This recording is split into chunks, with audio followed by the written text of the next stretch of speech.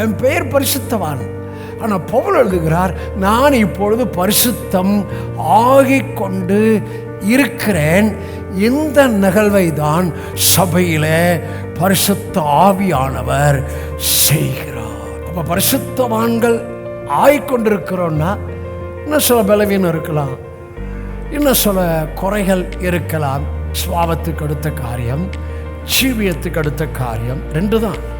வேதமே ஜீவியத்துக்கு அடுத்த காரியம், சுவாபத்துக்கு அடுத்த காரியம். சுவாபத்துக்கு அடுத்த காரியத்தில் நம்ம கிறிஸ்துவின் சாயல், ஜீவியத்துக்கு அடுத்த காரியத்தில் ஆவியானவரால் எழுதப்பட்ட எழுத்து. இந்த ரெண்டும் தான் சுவாபத்துக்கு அடுத்த காரியத்திலும் ஜீவியத்துக்கு அடுத்த காரியத்திலும் நீங்கள் உதவியை பெற்றுக்கொள்ள முடியும்.